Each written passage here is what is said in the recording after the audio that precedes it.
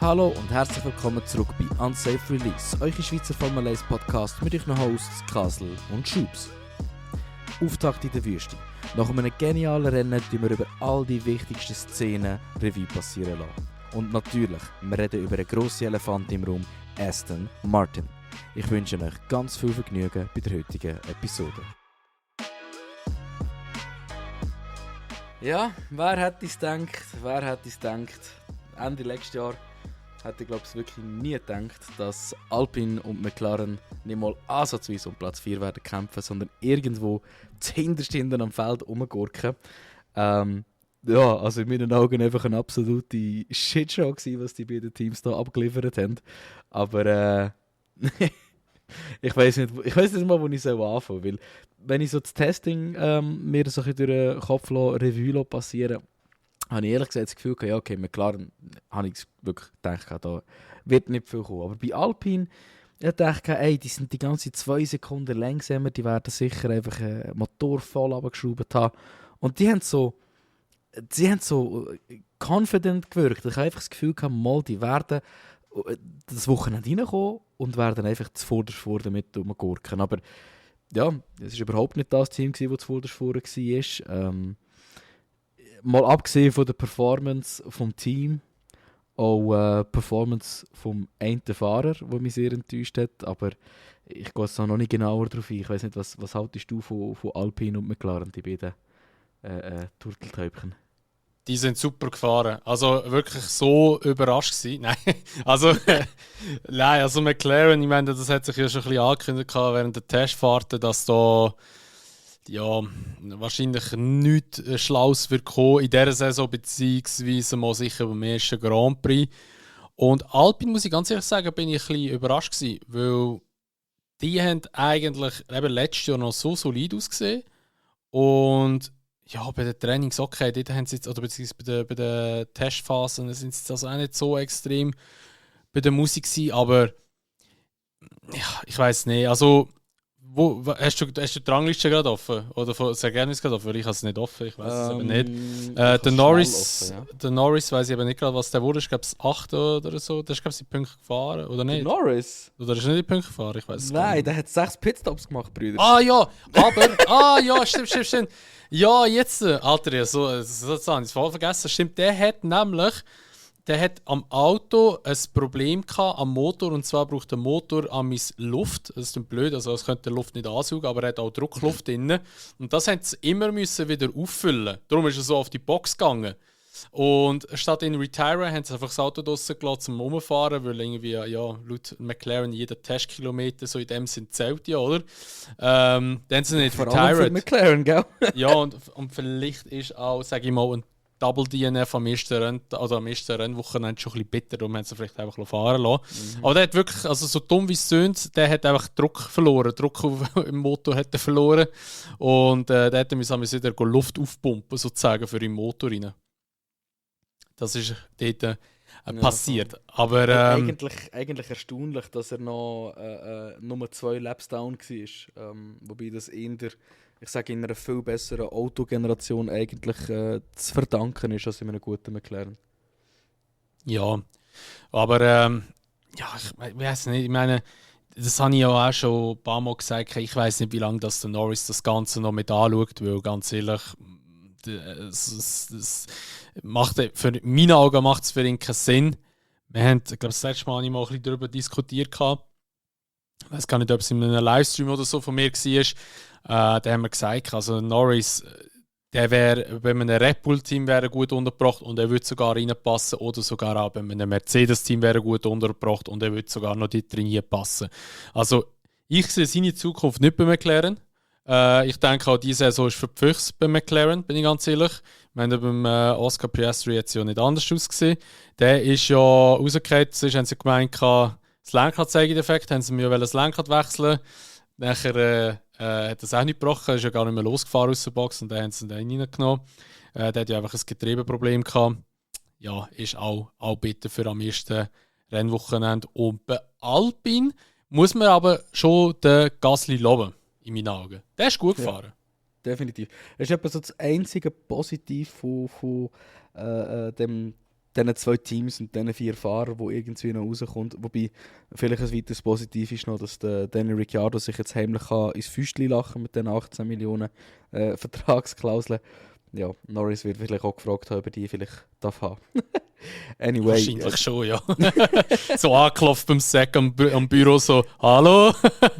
Wie sieht's aus? Schon die Bankkarte hergeschoben, so langsam. Ja, nein, anyway, du sagst es. Also, der Gasly hat einfach einmal mehr gezeigt, wieso er verdient hat, nicht hinten am Feld rumzugurken. Ich glaube ehrlich gesagt auch, dass Albin das Wochenende nicht ganz können zeigen, was sie eigentlich drauf haben. Weil, ja, Gasly ist halt von dort hinten gestartet, scheiß Qualifying, das gibt es halt so gerade mal. Er hat selber auch gesagt, er will, dass sich das nicht mehr wiederholt, er will nie mehr von dort hinten müssen starten. Und das wird er auch packen. Ich meine, man hat ja gesehen, wo der Ocon sich qualifizieren konnte, das wäre alles okay gewesen.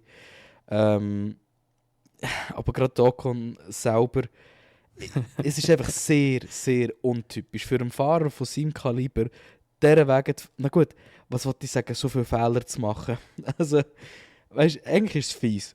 Am Startgrid, okay, nicht so gut positioniert, aber so viel war er nicht drüber gewesen. Ein paar Zentimeter sind. Darf ich noch schnell etwas einfügen? Sag. Weil ich habe ein Video gesehen, jetzt, die vielleicht auch Motorsportmagazin schauen, die kennen jetzt vielleicht das, was ich sage. Und zwar, dort haben sie gesagt, der Vettel ist ja so ein Kandidat, der immer so ultra schräg gestanden ist in der Box hinten. Also in der Startbox hinten. Und der ist nie bestraft worden. Und das Lustige ist jetzt das, der Ocon hat die Strafe eigentlich nicht direkt von der FIA bzw. von den Stewards bekommen, die vor Ort sind, sondern von Genf. Weil sie haben ja das neu eingerichtet letztes Jahr, nachdem ja das mit dem Michael Masi war, dass sie ja noch mehr Leute haben. Und die virtuellen Stewards oder die virtuelle FIA in Genf hat das entdeckt und hat das gemeldet gehabt. Und so hat er die Strafe bekommen. Weil viele Leute gehen jetzt davon aus, eigentlich so, ja, würde es das nicht geben, hat das wahrscheinlich auch niemand entdeckt, dass der so schräg drinnen gestanden ist. Weil sie halt auf andere Sachen auf dem Rennen gerade schauen. Aber einfach nur so als kleiner Input, ja, ein kleiner Einwand oder Input, ja, whatever. Ist schon noch echt lustig, dass das eigentlich von Ort nicht aufgefallen ist. Es ist erst aufgekommen, wo das erwähnt wurde, ist von Genf her. Ja, es ist eben auch noch spannend. Bei der Post-Race-Show war das, glaube ich, hat der Palmer auch noch erwähnt. In Brasilien haben sie letztes Jahr eigentlich fast die genau gleichen Diskussionen auch gehabt. Und dort hat es keine Strafen gegeben, für mehrere Fahrer übrigens. Also nicht nur für einen. Ich weiß nicht, wer das alles betroffen hat. Ich glaube eben auch Vettel. Und die Strafe hat es nicht gegeben, weil dort die Gridboxes tatsächlich einfach nicht wirklich richtig gezeichnet waren. Um ein paar Millimeter. Und sie sind zwar zentimeterweise drüber gewesen, aber weil es ein paar Millimeter nicht richtig gezeichnet war, haben sie den Benefit of the Doubt gesagt, gegeben und haben die Strafe noch nicht verteilt. Aber ja, ich meine, okay, das ist vielleicht ein bisschen scheisse gelaufen. Aber nachher, dann kommt der arme Bursch in die Pits und einer von seinen Mechanikern tut 0,4 Sekunden vor dass der dürfte die Hand anlegen am Auto. Macht wegen dem noch einmal, was hat er bekommen? Eine 10 Sekunden Strafe für das? Zuerst war es so 5 gewesen, glaube ich. 5 und nachher 10, ja, weil die Strafe nicht richtig abgesessen wurde. Und dann kommt er zurück in die Pits und ist 0,1 km/h zu schnell. Aber beim Pit Exit, wo er releasen musste, ist er zu früh vom Pitlimiter runtergegangen und hat wegen dem die Strafe bekommen. Also der Entry war gut gewesen, aber der Exit war scheiße gewesen. 0,1 km/h. Also wirklich, das ist so, als würdest du in der Schweiz einen Bus bekommen, weil du 1 km/h zu schnell bist und musst die 40 Stutz zahlen. Also das same Energy, weißt du, was ich meine? Oder? Also das ist wirklich bitter. Und also, wenn es einen Loser of the Day gibt, ist es wirklich der Ocon, muss man wirklich böse sagen. Also das ist einfach, also ich weiß nicht. Also klar, da mit dem Mechaniker kann er ja jetzt wirklich nichts dafür. Aber ich weiss nicht, im Replay hast du es noch gesehen, wie sie den Frontflügel wechseln und dann nein, das war beim Hülkenberg, der Haas-Mechaniker, der es auf den Latz geleitet hat, über das Rad ist er gefallen. Ja. Ich weiss noch, wo der in der Pit war, bin ich so fokussiert gewesen. Erstens musste ich mich konzentrieren, ja, welcher Fahrer ist das jetzt? Ist das jetzt ein Alpha Tauri oder ein Haas? Und nachher bin ich hure fokussiert gewesen, wie der Pitstop ist.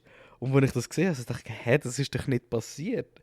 Aber es ist Ja, so es genial. passiert eben so am Rand aus, aber es sieht so Genau. gut aus. Ey. Es sieht wirklich gut aus. Ja, ja. Aber ja, eben, nein, Ocon. Also eben, zwei Fehler sind definitiv Film oder zwei von den Penalties, die es gibt, sind seine Verschuld.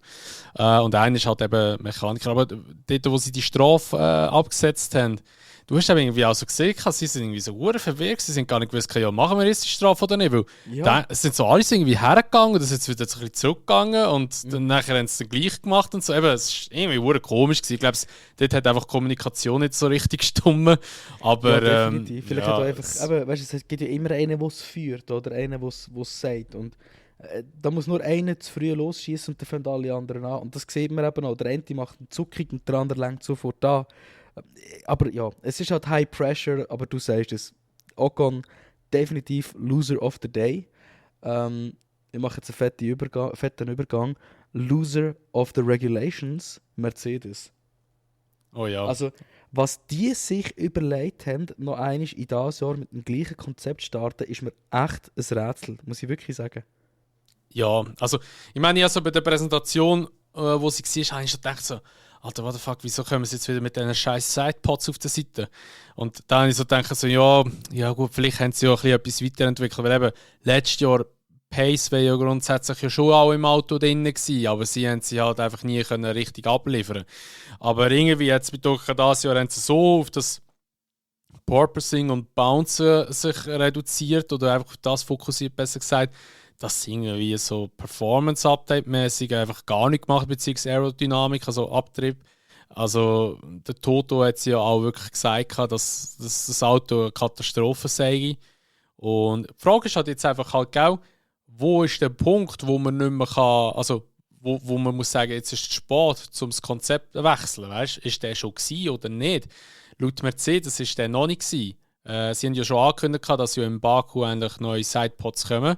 Aber wieso dass die erst im Baku kommen, ist einfach auch die Begründung von einem Technikchef von Mercedes. Ja, sie haben noch nicht die Zahlen oder die Daten erreicht, die sie gerne möchten. Wie die Zahlen und Daten sind, keine Ahnung. Aber ja, Mercedes muss einfach möglichst schnell etwas ändern und möglichst schnell viel Performance finden, weil sonst wird die Saison gleich, wenn nicht sogar, sie wird schlimmer werden. Weil Essen ist einfach da und Ferrari, glaube ich, ist, was Pace-technisch anbelangt, auf ein Lap sicher gleich gut wie Red Bull. Auf ein Lap.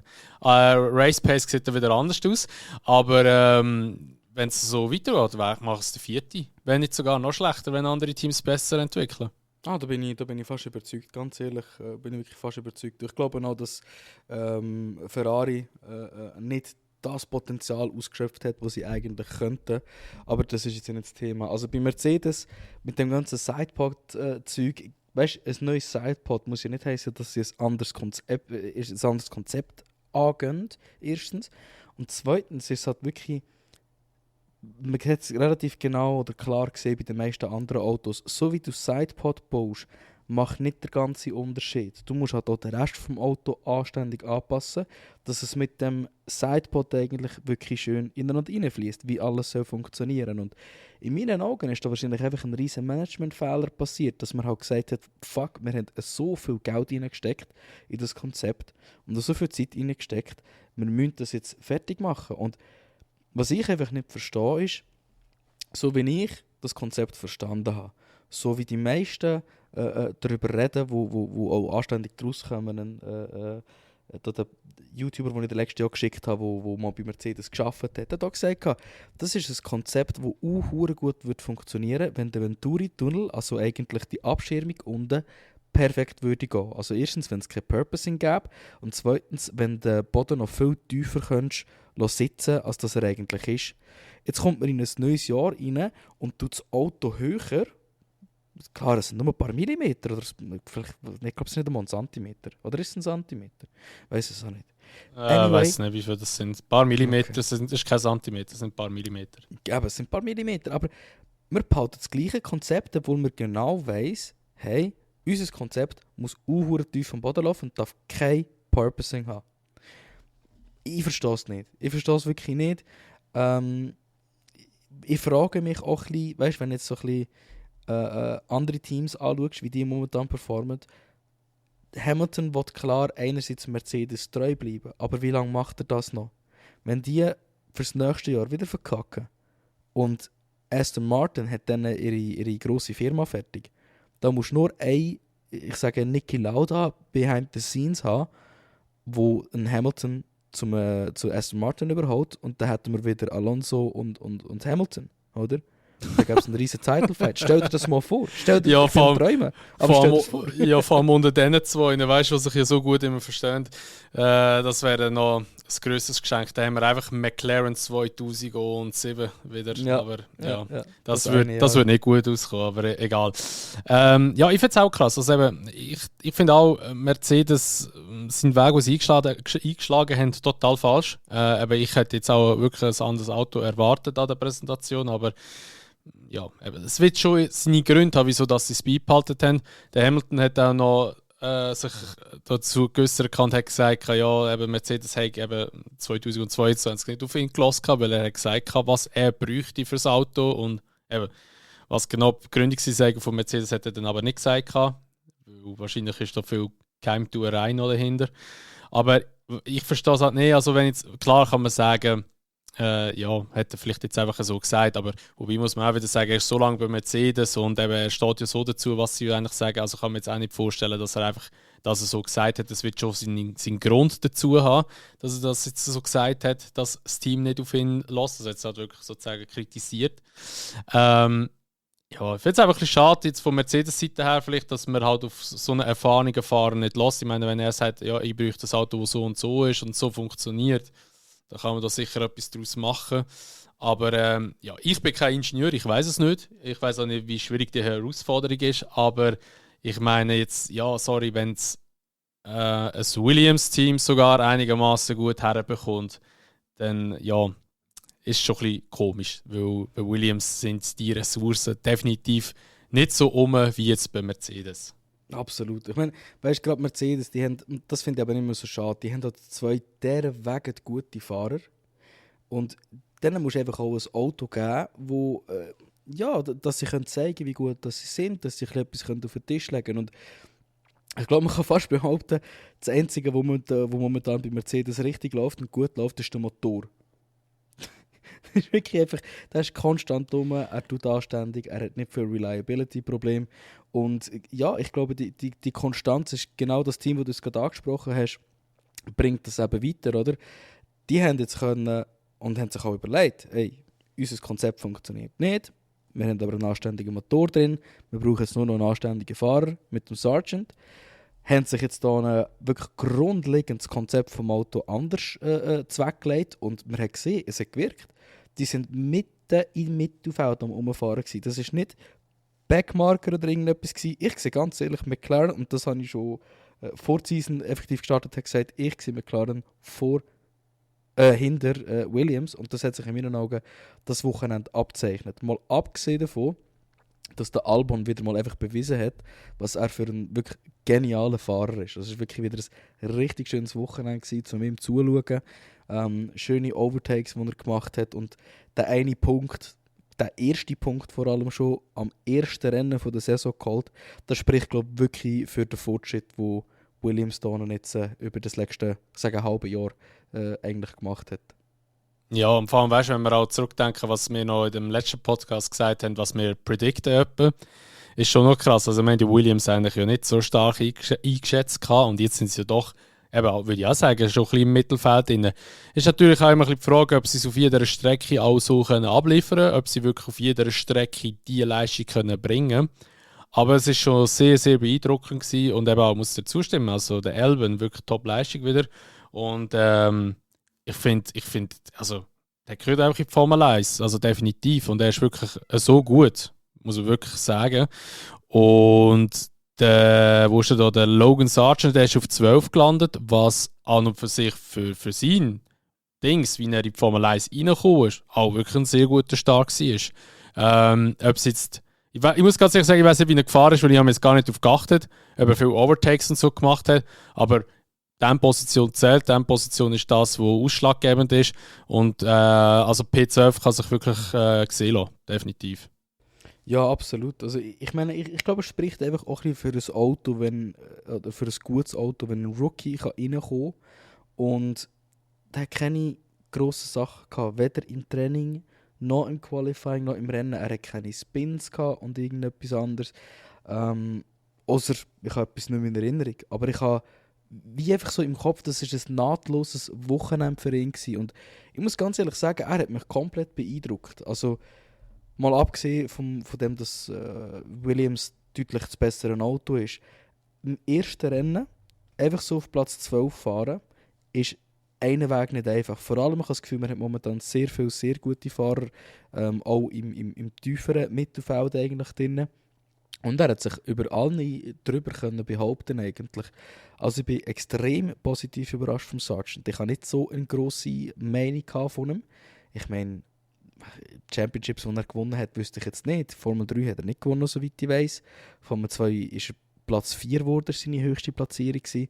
Ich habe gedacht, das ist einfach wieder so ein Latifi-Signing oder GoTifi 2.0, das sie hier gemacht haben. Aber er hat jetzt in dem ersten Rennen schon mal angefangen zu beweisen, dass es nicht so ist. Er hat bewiesen, dass er schnell ist und ich habe wirklich das Gefühl, er ist so vom Teamgeist her und von der Mentalität her einfach anständig. Ich glaube, er passt sehr gut mit dem Albon zusammen und er passt auch sehr gut eigentlich in das Team rein, würde ich jetzt so behaupten. Ja, also klar, eben, es ist natürlich immer gerade, wie soll ich sagen, schwierig. Es ist schon ein bisschen schwierig, halt, gerade nach einem Rennen zu beurteilen, wie er wirklich fährt. Eben, weil es kann natürlich auch sein, dass die nächsten 10 Rennen komplett Scheiß zusammenfährt, das wissen wir ja nicht. Aber was man wirklich unterschreiben kann, ist, dass der erste Eindruck sicher schon mal gut war. Ich meine, im Qualifying ist ja unglücklich nicht ins Q2 reingekommen, weil er ja die gleiche schnelle Zeit gefahren ist wie der Lando Norris. Der Lando Norris ist aber zuerst über den Zielstrich gefahren vor dem Sargent, darum ist er rausgefallen. Und wenn wenn du ihm wahrscheinlich am Freitag gesagt hast, ey, du bist dann gleich schnell wie der Lando Norris im Qualifying im Q1, das hätte dir wahrscheinlich niemand geglaubt.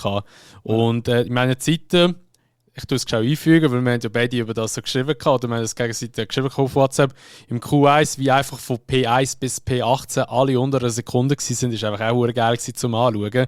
Und was war es? 1,1 Sekunden vom P1 auf P20. Ja. Also der Gap war ja wirklich hure klein gewesen. Klar, Red Bull hat lange Poker gehabt, über das müssen wir nicht diskutieren, weil die sind dann nachher doch recht schnell geworden, plötzlich im Qualifying im Q3 und auch Ferrari ist dann plötzlich auch recht schnell geworden.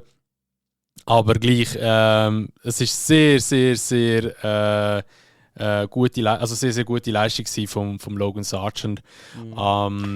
Ich würde sogar behaupten, und da bin ich gespannt, ob die Meinung teilst, aber ich würde behaupten, es war so eine gute Leistung gewesen, um klar zu sagen, er hat von allen 3 Rookies eigentlich das beste Debüt gehabt. Stimmst du mir dazu? Ja gut, der Piastri kann natürlich nicht viel dafür, sage ich jetzt mal, der ist halt einfach rausgekommen. Aber gegenüber vom Nick, gut, streng genommen hat ja der Nick de Vries sein Debüt ja letztes Jahr im Monza gehabt und ist in Punkte gefahren. Streng genommen ist er besser gefahren. Wenn man das Debüt anschaut, ja. Okay, ja, gut. wenn wir jetzt aufs erste Rennen gehen, 2023, ist er auch klar besser gewesen als der Nick, weil der Nick ist P14 gelandet am Schluss auch mit einer Runde zurück zwar. Aber sind wir auch ehrlich, beim Alpha Tauri ist aber auch ein bisschen zu erwarten gewesen, dass dort jetzt nicht wahnsinnig viel rauskommt. Yuki ist auf P11 gelandet. Ich glaube, der Alpha Tauri wird wahrscheinlich relativ zuverlässig sein, aber wird jetzt auch nicht so eine absolute Maschine sein. Ich denke, die werden da sich dann ein bisschen mit Alfa Romeo prügeln dann, in der WM. Aber ich glaube, so, P14 ist für am Anfang auch nicht so eine schlechte Position. Es gibt Rookies gegeben, ich will jetzt keinen Namen nennen, Mazepin, wo nach Kurve 2 oder 3 schon einen Abflug gemacht haben. Also eben, Hauptsache du hast das Rennen beendet, Hauptsache du hast dein erstes Rennen beendet. Ich glaube, das ist so ziemlich das Wichtigste. Dann spielt es auch nicht so eine Rolle, wo du dich positionierst, aber alles ist besser als P20 schlussendlich. Ja, was soll ich sagen? Ja, es ist... ja, okay. besser, du fährst das Ende, ohne einen eigenen grossen Fehler zu machen. Aber ich meine, so tief wie der Mazepin kannst du jetzt kaum noch sinken. Also ich bin gespannt, ob wir jemals wieder so einen schlechten Fahrer werden haben. Anyway, fertig mit dem Hate. Das merkt er sich.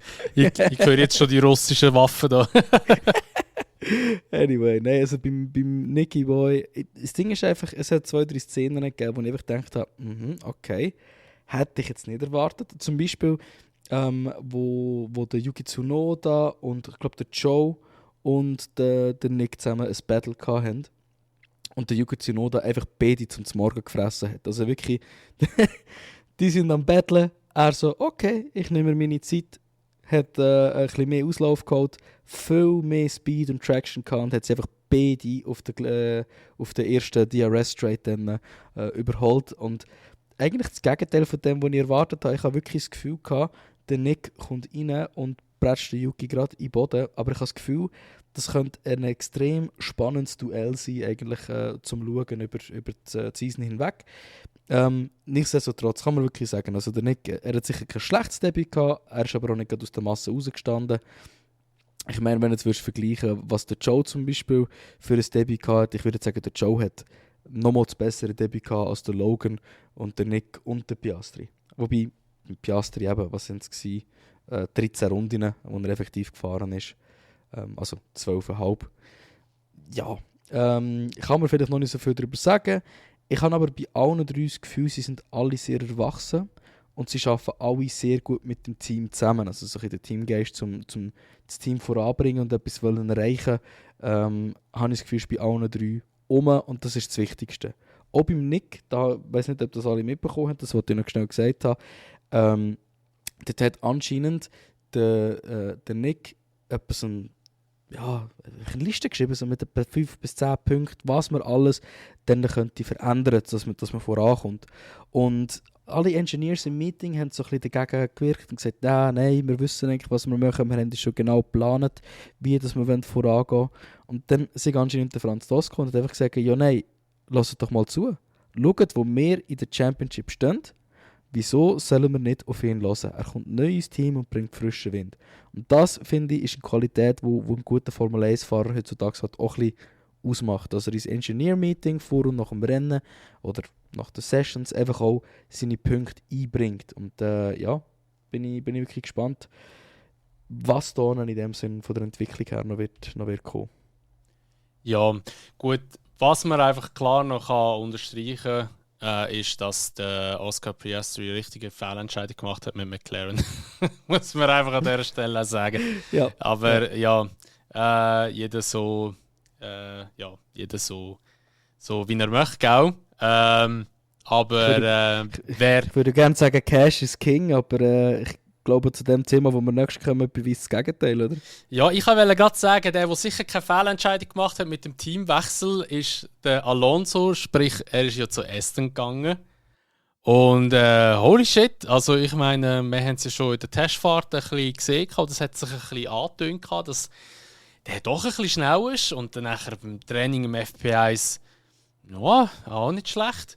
FP2 auch nicht schlecht und FP3 ist dann also auch nicht schlecht, weißt du? Und dann nachher hast du immer so gedacht, so Red Bull, Ferrari, vielleicht auch Mercedes, die sind vielleicht noch ein bisschen am Bluffen und ja, da, im Qualifying sehen wir es dann und dann ist dann plötzlich das Qualifying da gewesen und dann, holy shit, hey, also der hat auch der Nando und auch der Stroll, muss man auch erwähnen, also auch Stroll an dieser Stelle wirklich brutal geliefert gehabt. Brutal. Und definitiv. Bevor wir zum Alonso kommen, werde ich noch kurz über den Stroll reden. Der ist ja noch ein bisschen kritisiert worden am Freitag, weil er ja kaum mehr einlenken mit dem Lenkrad, weil ja seine Hand wirklich ganz kaputt war. Das hat ja noch am Montag oder Dienstag ist ja noch ein Video aufgeladen worden von ihm, wo man so ein bisschen den Genesungsprozess gesehen hat, sage ich jetzt einmal, und auch Bilder vom Handgelenk und alles. Und also man muss wirklich sagen, dicker Respekt an Stroll, dass der von 14 Tagen oder 12 Tagen oder wie lange auch immer das er war, einen Velounfall hatte und eigentlich dann am letzten Wochenende in einem Formel-1-Auto reingehockt ist und auch wirklich das ganze Rennen hat können drüber fahren, obwohl dass er wahrscheinlich Schmerzen hatte, obwohl das geflossen, weiss nicht wie oft zwackt hat und alles drum und dran und wahrscheinlich hure beeinträchtigt war beim Lenken amis durch das. Also dicker Respekt. Ich meine, er ist auf P6 gelandet. Ja, ich denke auch, wenn er wirklich in einer gesunden Verfassung ist und in einer unverletzten Verfassung ist, dann wäre er locker wahrscheinlich auch auf ein P5 oder P4 sogar hergekommen. Also könnte ich mir gut vorstellen, direkt hinter dem Alonso, weil er ist auch im Qualifying von der Zeit her sehr, sehr nahe dran gewesen, für das er eben das Jahr eigentlich verletzt war und so. Also wirklich dicker Respekt an Stroll. Ja, also ich glaube, er hat safe nicht Full Pace fahren das ganze Wochenende, egal wie fest das er versucht hat. Und ich glaube, wenn wir das Aston Martin Wochenende in einem Satz zusammenfassen, dann ist es einfach «This is a lovely car to drive». Im Alonso sein Kommentar während dem Rennen, oder? Und ja, das sagt es halt einfach, gell? Ich meine, was der Lawrence Stroll, der Papa Stroll, sich da für das Team einfach zusammengebastelt hat, ist unglaublich. An Ex-Red Bull und Mercedes-Ingenieure, auch das Fahrerteam mit dem Pedro de la Rosa etc.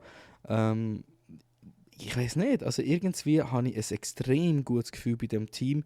Und ich mag mich noch wirklich sehr gut erinnern, wo Mitte, im Season Break eigentlich, die News gekommen sind, dass der Alonso zu Aston Martin wird gehen. Ich weiss noch, du und ich, wir sind da völlig in Schock gewesen. Wir haben es nicht können verstehen.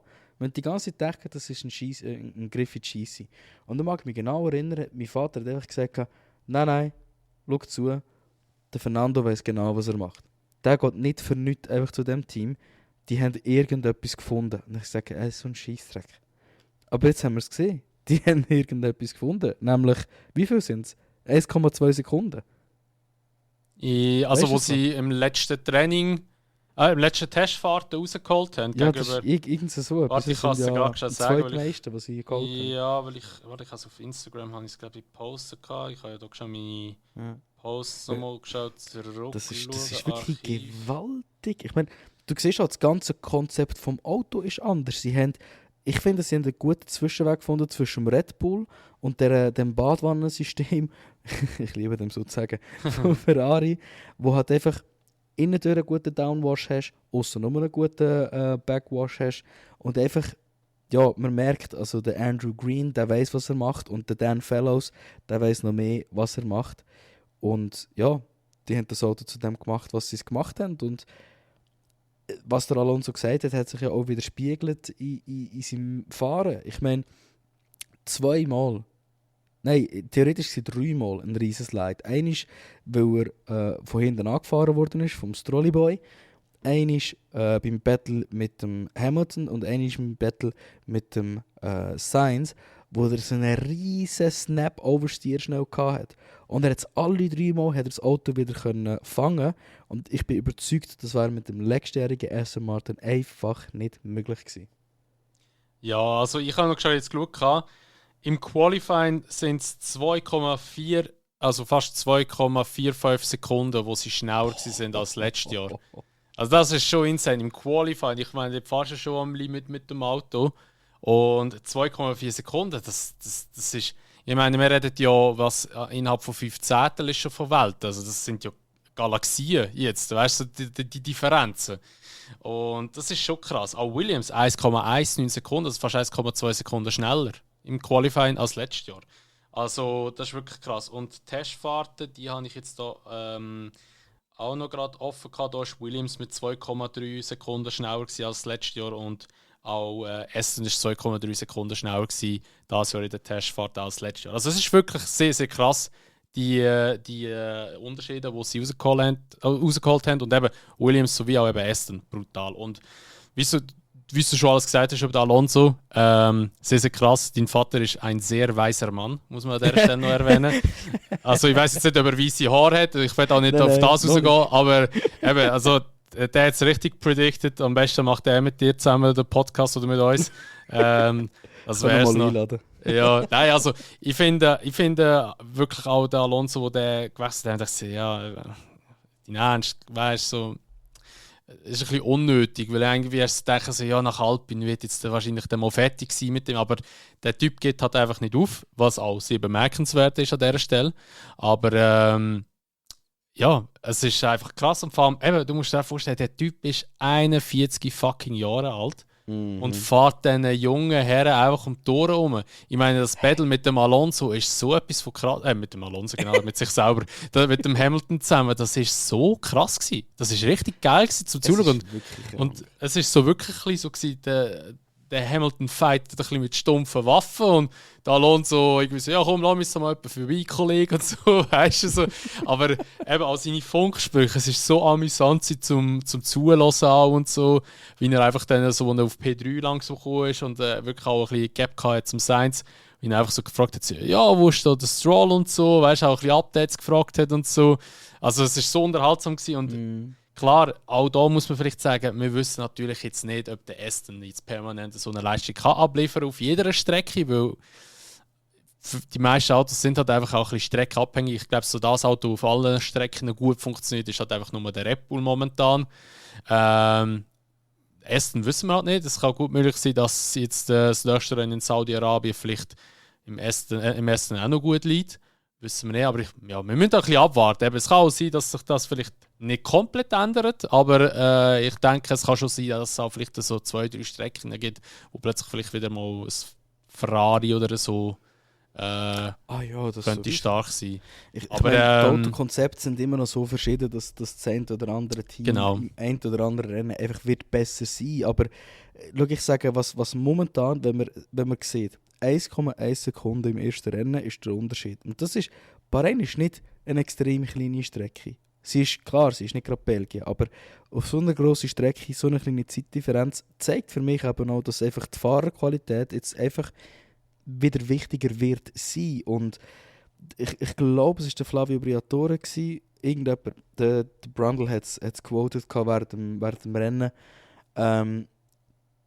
Alonso, Hamilton, Vettel, das sind so Fahrer, die fahren 25% mit dem Kopf Rennen und etwa weitere 70% machen sie Strategie, alles rum und dran. Und die letzten 5% brauchen sie zum Fragen, wie es im Teammate geht.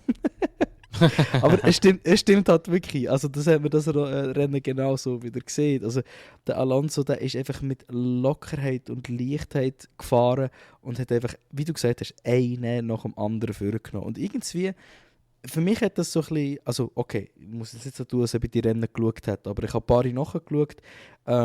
Es hat so ein bisschen Flashbacks gehabt, einfach zu der Renault-Zeiten, wie er gefahren ist. Mit dieser Lockerheit. Aber eben auch die Aggressivität. Das ist so einer, der Überholmanöver macht, wo du es gar nicht erwartest. Und wenn wir gerade dabei sind, oh mein Gott, Turn 10. Was ist das bitte für ein wunderschöner Overtake gewesen? Und dann noch am Lewis Hamilton. Weißt du, das ist ja die Kurve, wo es kurz klein drauf und dann abgeht, wo eigentlich alle sich immer verbremsen. Dort, wo der Sainz den Spin hatte, für die, wo einfach, dass alle wissen, wo ich bin. Oh, ja, das ist, glaube ich, Turn 10 oder so etwas. Ich glaube, es ist Turn 10, ja. Also ich kann wirklich nicht aufhören, darüber zu sabbern, was das für ein schöner Overtake war. Und das ist nicht etwas, wo einfach irgendein Fahrer könnte hinbringen. Also das ist wirklich Masterclass. Und ich bin überzeugt, der Mensch, der Fahrer, der Alonso, hat einfach mehr als seine 2 Titel verdient. Und ganz ehrlich, ich glaube, er hat das richtige Team gewählt, um eventuell einen dritten reinzuholen. Ja gut, also das ja nicht. Das ja nicht. Nein. Aber, das habe ich auch nicht so gemeint. Also, einfach ich sage, vielleicht oder ja, also wenn, dann ist er vielleicht jetzt näher denn je mit dem Team, sage ich jetzt einmal so. Ja. Genau. Aber ja, ich denke, ein Team, das wahrscheinlich ein bisschen weiter entfernt ist jetzt denn je. Also gegenüber letztes Jahr ist halt Ferrari. Ja, alles andere als ein guter Start. Also in den Trainings hat man immer ein bisschen gehofft, dass sie vielleicht schneller werden. Sie sind dann auch ein bisschen schneller geworden im Qualifying auch. Also eben auf eine Runde raus gesehen, mögen es da, sage ich mal, noch Red Bull ein bisschen herkommen. Aber da müssen sie wirklich einen guten Tag verwünschen, dass sie eine Red Bull-Zeit schlagen könnten. Aber nein, also Ferrari wieder mal eine grosse Enttäuschung dieses Jahr. Und ich glaube, für viele Ferrari-Fans hat das Herz wieder geflutet gehabt, wo der Leclerc ein bisschen langsamer geworden ist. Und was halt einfach bitter ist, sie haben ja noch den Motor gewechselt gehabt.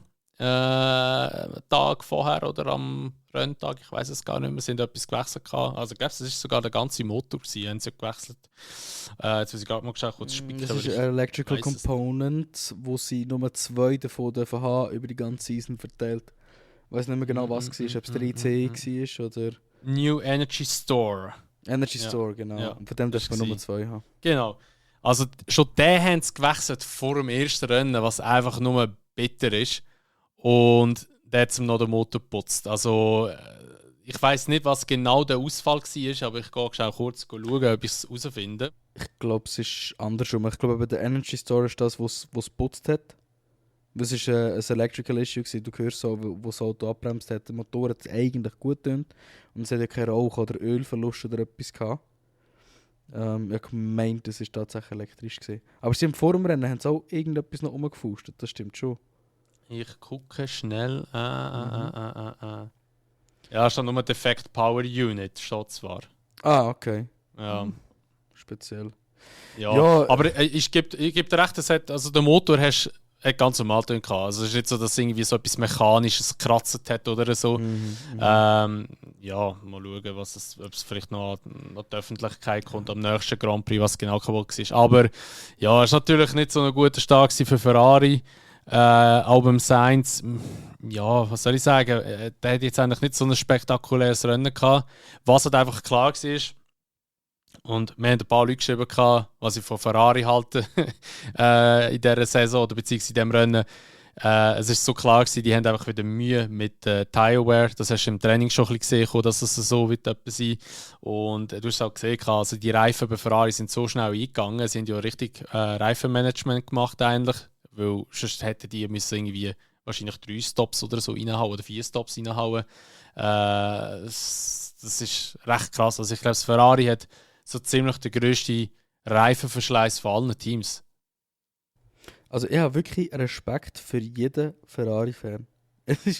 Ich weiß nicht, wie man das aushaltet. Und wirklich, ihr tut mir so leid. Ey, wirklich, Shoutout geht raus an Simi. Das ist einer meiner besten Kollegen. Der hat mich überhaupt wirklich so in die Formel 1 reingebracht. Und wirklich, seit Jahren ist er verbittert und versucht noch daran zu glauben, dass es kommt. Also ich glaube, mittlerweile hat er die Hoffnung ein bisschen verloren. Weil, ja, also ganz ehrlich, es tut mir fast selber ein bisschen weh zu sagen. Aber ich glaube, das ist schon wieder gelaufen. Ich glaube, das ist komplett wieder gelaufen. Ja. Das Problem ist, denke ich, eben auch, oder viele sind jetzt relativ schnell schon dabei und sagen, Vasseur, der bringt es nicht, der Freddy hat keine Ahnung, was er macht, der macht genau den gleichen Scheiß wie der Binotto. Es hat zwar geniale Memes schon darüber gegeben, so zum Beispiel die Klonperücke am Übergeben, anstatt der Krone vom Binotto zum Vasseur. Habe ich richtig geil gefunden. Generell das ist Memes. nice. Also die Memes-Qualität nach dem Rennen ist Choc Güzel. Anyway, was ich eigentlich darauf raus wollte, ist, gebt im Fred Vasseur Zeit. Der muss jetzt einfach mal schnell schauen, hey, wie läuft der Laden und wo sind die eigentlichen Fehler. Und das wird jetzt auch vielleicht noch für den ersten Drittel der Saison einfach sehr schmerzhaft sein. Ich hoffe, dass es weniger als der erste Drittel der Saison ist. Aber dieses Jahr wird nicht das Ferrari-Jahr sein. Das ist unmöglich. Also, es wird sowieso wieder das Red Bull-Jahr sein, aber ich sage auch, nicht das Ferrari-Jahr sein im Sinne von, das wird auch kein Platz 2. Weil das zweitschnellste Auto, und da bin ich mittlerweile überzeugt, okay, klar, man hat nur ein Rennen gehabt, aber ich glaube, das zweitschnellste Auto ist momentan sicher noch der Aston Martin. Und das wird einfach ein riesen Kampf um P2, 3 und 4 zwischen Aston, Ferrari und Mercedes. Und das ist einfach nicht das, was Ferrari darf sein. Ferrari muss zuvorderst vorne mitkämpfen. Ferrari muss Championships gewinnen.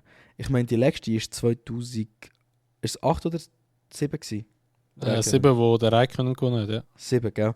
Aber sie haben, glaube ich, sind eigentlich noch Ich glaube, Team. Genau. Ja, Team haben es, glaube ich, auch 8 geholt, aber sie haben, glaube ich, noch dort, wo der Sepp gegen den Alonso so knapp gewonnen hat, hat nicht Ferrari auch noch gewonnen gehabt. 2012 ist das oder so. Title Contenders gehabt in Abu Dhabi. Ja, ist möglich, ich weiß nicht mehr wo. Ich glaube 2012. Oder Nein, das ist, also das dort mit dem Title-Dings, das ist 10 gewesen, wo er sich der Championship geholt hat. Ja. Aber es hat noch eine andere Situation gegeben, wo Alonso auch mit Ferrari, ich glaube, es war 11 oder 12 gewesen, wo es eben auch so knapp war. Und ich habe gemeint, dort hat aber dann Ferrari noch Konstrukteur-Weltmeisterschaft gewonnen. Aber ich bin mir nicht zu 100% sicher.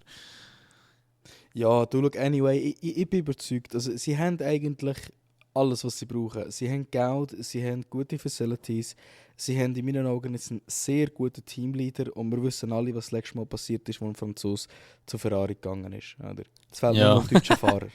Ja, also, ja, vielleicht kommt der Vettel nochmal zurück. Aber oder nein, der Schumi. Ja, der Schumi. Ja, gut, nein, der ist aus der Ferrari Academy rausgeflogen.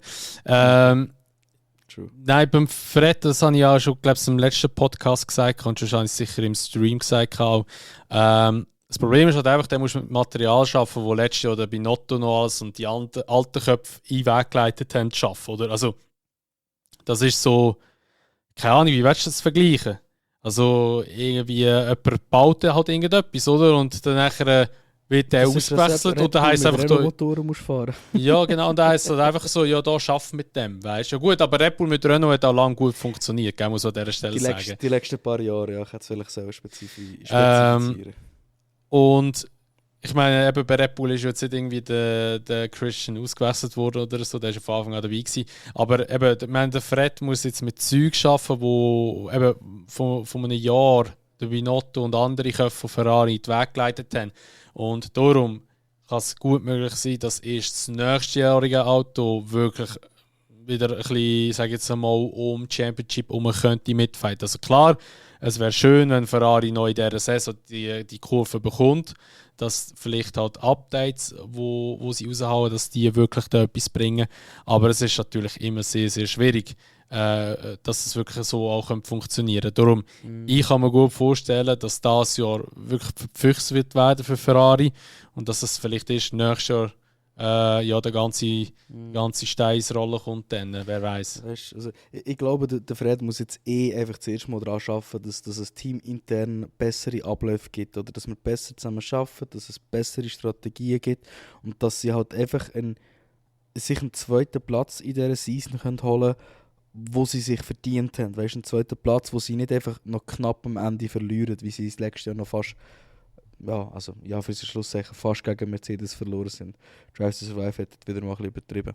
Aber ja, ich meine, ein Championship Fight wird es eh nicht geben. Da haben wir uns jetzt alle schon daran gewöhnt, weil anscheinend, es gibt auch Gerüchte, ich weiß nicht, ob du das auch gehört hast, Verstappen anscheinend der wegen dem Cruisen gewesen. Es gibt einen Zusammenschnitt gesehen vom wie heißt er? Jean-Pierre Lampiassi, sein Race-Engineer, der ihm mehrere Mal gesagt hat, bitte fahr ein 37.0, du musst nicht so schnell fahren. Immer ja, wieder. Das ist einfach krank. 37.0 ist Target. 37.0 ist einfach krank. Scheint es eine Sekunde langsamer, als dass sie eigentlich könnten fahren. Das ist wirklich heftig. Ja, es ist einfach krass eben. Also Red Bull, für das, dass sie ja eigentlich Geldstrafe und nochmal Windkanalreduktion bekommen haben, sind sie einfach wieder einmal mehr so krass unterwegs. Und eben, ich meine, jetzt auch am Wochenende hat man die ganze Zeit gedacht, irgendwie ist es schon ein bisschen speziell. Oder ich meine, wieso sind die jetzt so also langsam, wieso sind die nur so im Mittelfeld, haben sie Probleme und so. Aber es war halt einfach ganz klar ein Bluff gewesen. Und in Q3 haben sie dann nachher die Katze aus dem Sack gelassen, sagt mir so schön. Der ist der Karre abgegangen wie toll, oder besser gesagt, der Stier aus dem Sack, kann man sagen, bei Red Bull. Aber das ist unglaublich, was die für eine Pace haben. Und das ist wie, ich weiß nicht, wie willst du das vergleichen, wie Mercedes 2015 oder 2014, wo einfach halt Best of the Rest sind. Also wirklich, also nein, Best of the Rest. Wie soll ich sagen? Einfach dominant. Ja, also, aber weißt du, wirklich auch mit einem Gap dazwischen, wo einfach nicht vertretbar ist, blöd gesagt, weil es einfach so viel ist oder weil es einfach schon für jedes Team einfach eine linke und eine rechte Ohrfeige war. Also wirklich, das ist abartig. Und da fragst du dich halt einfach schon, also ja gut, nein, du weißt schon, wo sie das halt rausholen. Das ist einfach mit der Aero, weil die halt einfach so eine gute Aerodynamik haben an diesem Hurenklapf. Und das Chassis natürlich einfach top ist. Aber ja, Red Bull, eben, ich habe vorhin mit dem Schubs schon geredet, Und da haben gesagt, ich meine, Red Bull hat, der einzige Gegner, den Red Bull hat, ist sie selber. Es gibt keinen anderen Gegner außer Red Bull. Und ich weiss nicht, was dort soll passieren, dass Red Bull langsamer wird oder beziehungsweise dass die anderen Teams schneller werden. Also, ich meine, wenn jetzt wenn der Verstappen eben, wenn er ja dazu getrieben wird, fahr langsamere Zeiten, fährt er ja automatisch in einem Modus, dass er den Motor tut ein bisschen schon. Also, ja, das heisst, das Zeug wird so langlebig sein, wenn sie so fahren. Weißt du, was ich meine? Ja, das ist natürlich irgendwo durch eine Hoffnung. Auch. Ich meine, so viele Rennen wie du eigentlich hast dieses Jahr, in meinen Augen zu viel. Willst du halt auch so lange wie möglich durchhalten mit den Motoren, die du hast, aber Ferrari ist das beste Beispiel, dass da manchmal halt einfach etwas dazwischen kommt. Aber du sagst es, das Auto ist dominant auf eine Art und Weise, wie wir es eigentlich nur von Mercedes können. Du fragst, ja, was kann denn die stoppen? Und in meinen Augen ist es eben genau die reduzierte Windtunnelzeiten, weil die kommen ja auch dieses Jahr noch rein. Oder es ist jetzt nicht nur während der Development-Phase, sondern auch, also die Development-Phase bis zu dem Jahr, so muss ich sagen, sondern jetzt eben auch die Development-Phase während dem Jahr haben sie viel weniger Windtunnelzeiten zur Verfügung als die anderen Teams. Und da bin ich jetzt eben sehr gespannt, oder? Man will ja mit diesen neuen Regulationen, wie wir sie haben, verhindern, dass man wieder jahrelange Dominanz hat. Wir haben jetzt ein Jahr schon gehabt, wo ich finde, letztes Jahr war Red Bull auch ziemlich dominant gewesen, wenn ich ganz ehrlich bin, also das Auto zumindest. Und dieses Jahr, ja, ist eigentlich von vorneweg schon mal dasselbe. Wird das aber in Abu Dhabi dieses Jahr immer noch so sein? Weil mit so vielen Rennen eben, und das ist der springende Punkt, wenn die Mitte von der Saison vielleicht sogar aufgeholt werden, ist die Frage, haben sie denn schon einen genug grossen Vorsprung? Aber mit den beiden Fahrern, die sie haben, bin ich überzeugt, dass sie diesen Vorsprung werden rausholen. Sergio Perez, schlechter Start gehabt, weit hinterher zurückgefallen und trotzdem, ich sage jetzt ja für uns Schlusszeichen, nur 12 Sekunden, also 11,987 Sekunden war es, hinter dem Max Verstappen. Und auch im Qualifying nur ein Zehntel hinter ihm gewesen. Und das hat mich ehrlich gesagt mega glücklich gestimmt, weil wenn ich momentan müsste beantworten, wer ist mein Lieblingsfahrer, ist es definitiv der Checo Perez. Ich mag niemandem mehr ein Podium und einen Win gönnen als im Checo, das ist für mich ganz klar. Und ich will, dass er einen guten Abgang aus der Formel 1 raus hat. Meine Hoffnung, und das wird wahrscheinlich doch nicht eintreffen, aber meine Hoffnung ist, dass er wirklich im Englischen sagt man ja so, im Max einen Run for his money wird geben, oder? Also grob gesagt, dass er wirklich ihn wird pushen und vielleicht auch der ein oder andere Win im Max wird können klauen. Championship Fight, denke ich, wird es nicht daraus geben, aber ich glaube, der Perez hat eine extrem gute Pace und die werden sich in der Konstrukteursmeisterschaft so weit vorne katapultieren, dass sie wahrscheinlich nach der Summer Break eigentlich niemand mehr einholen kann. Da bin ich fast überzeugt. Ja, also man könnte meinen, du liest da gerade aus einer Glaskugel raus, die die Wahrheit erzählt. Also das ist wirklich gut vorstellbar. Also ich bin ganz ehrlich, ich denke nicht, dass sie trotz der Reduktion vom Windkanal und alles drum und dran, sagen wir mal, angreifbar sind von anderen Teams.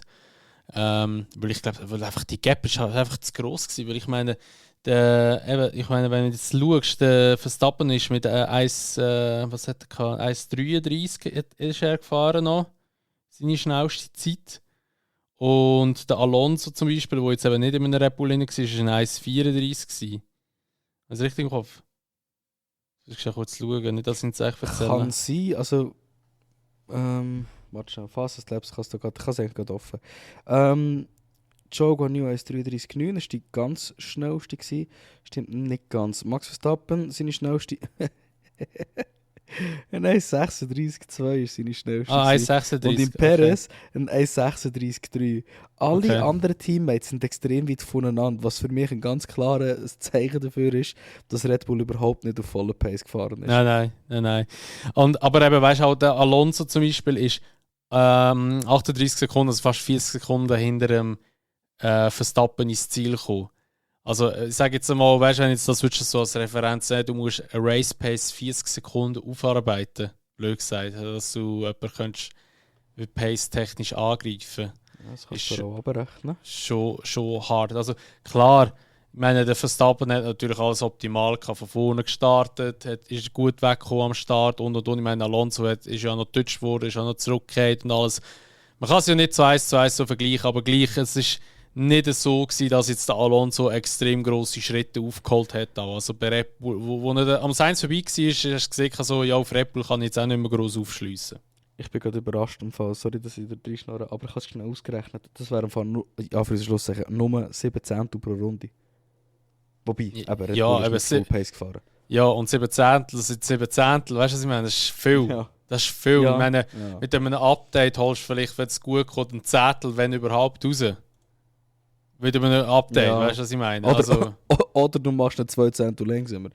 ja. Oder? Ja gut, also ich kann ja auch die Pfad vom Essen abkratzen, das ist ja vielleicht ein bisschen leichter. Aber das ist jetzt wahrscheinlich unter dem Mindestgewicht, wer weiß. Ja. Ja, es ist schon krass. Also, ich sage mal so, WM-Kampf technisch könnte ich mir vorstellen, dass es das Jahr jetzt nicht so spannend könnte werden. Also so da, wo wir jetzt gesehen haben, ist es gut vorstellbar, dass es ja, mehr so eben wieder zu einer Dominanz wird neigen. Aber ja, vielleicht sehen wir ein paar spannende Fights im Mittelfeld, wer weiß. Also kann ich mir gut vorstellen, weil ich denke, dort ist das ganze Feld sehr, sehr eng. Haas haben wir zum Beispiel gar nicht gross angesprochen, oder überhaupt nicht, nur das mit der Box. Auch die haben jetzt auf einer Runde gar nicht einmal so schlecht ausgesehen. Ich meine, Hülkenberg ist schon auch von P10 gestartet. Magnus war ein bisschen unglücklich im Qualifying dort. Aber ich denke auch, wenn sie einen guten Start hätten und auch nicht irgendwie wieder ein Frontwing-Damage unterwegs sind am Rennen, dann könnte auch dort vielleicht etwas drin liegen, wer weiß. Aber ja, ich denke, dieses Jahr wird es eher so ein bisschen im Mittelfeld spannend werden, weniger vorne. Ich denke so. Ja, also vorne, einfach unter Fall, wie weit vorne, gell. Also der Kampf ich sage, P2 bis P4 wird sicher auch spannend sein. Ja.